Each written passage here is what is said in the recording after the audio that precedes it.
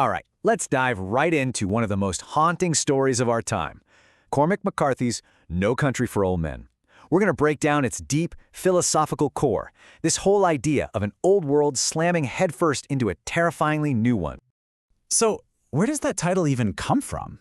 Well, it's pulled directly from the famous opening line of a W.B. Yeats poem. Right away, it sets this tone, a feeling of aging, of being left behind by a world that just doesn't belong to you anymore. And that, right there, is the real question McCarthy throws at us, isn't it? This isn't just about getting old. It's about your entire worldview, your moral compass, suddenly becoming useless against the new, brutal kind of chaos. What on earth do you do then? To even begin to unpack that, we have to start with the story's moral center, the man who's watching his entire world just crumble. And that's Sheriff Ed Tom Bell. See, for over 30 years, Sheriff Bell has been the law in his small Texas county. His life is built on a simple, understandable code.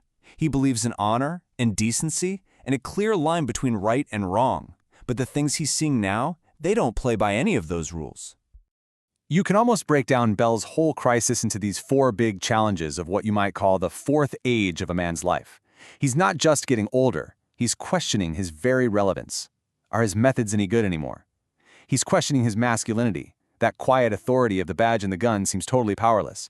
He finds some comfort in love, in the simple, grounding chats with his wife. But the biggest one? He's questioning the whole meaning of his life's work when he comes face to face with the pure, uncut chaos that is Anton Chigurh. And this line right here, it just perfectly captures his entire philosophy. It's simple, it's powerful, it's a moral code passed down from his father. But here's the problem.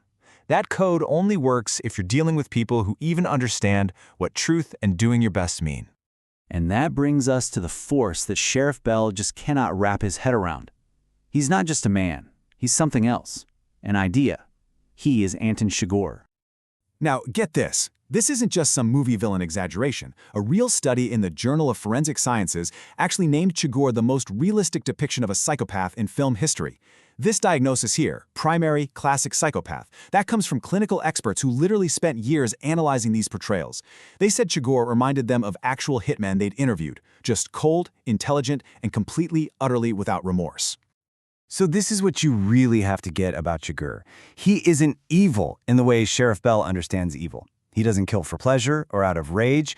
He is a force of nature, a walking, talking embodiment of a universe that simply does not care about you or your morality. He's operating on a logic that is entirely his own. So you've got the man of common sense, and you've got this principle of pure chaos. What happens when they're finally forced to face each other? Well, that collision is the central conflict of the entire story. And look at this, it just lays it all out, doesn't it? On one side, you have everything that built the old world. Common sense, tradition, the law. On the other, a tool for killing cattle, the random chance of a coin toss, and a set of principles that are completely alien to us. It's not even a fair fight. It's like Bell brought a moral code to a coin toss. And this is the brutal, ice-cold lesson at the very heart of the story. McCarthy creates this nihilistic cosmos. Basically, it's a world where the universe is completely indifferent. Being good doesn't save you, being evil doesn't mean you'll be punished. All the rules that Bell lived his entire life by, they're just gone. So, after all that violence, all that meaninglessness, where does that leave us? Where does it leave Sheriff Bell? Well, the story doesn't end with a shootout. It ends with a quiet moment, a reflection, and a dream. This is the final enigmatic image we're left with. Bell dreams of his father, this figure from an older, simpler time. His dad rides right past him in the darkness, not stopping, but he's carrying something essential. He's carrying fire, protected in an old-fashioned horn.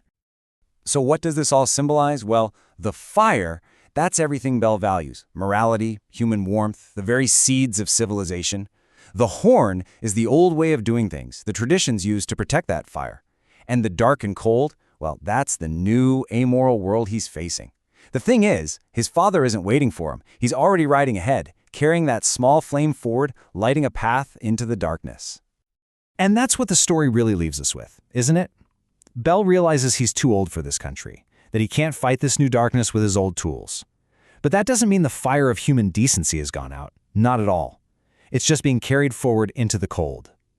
So the question McCarthy leaves for all of us is, in a world that seems more and more chaotic, a world that doesn't care about our old rules, what new ways must we find to protect that flame and carry it ourselves?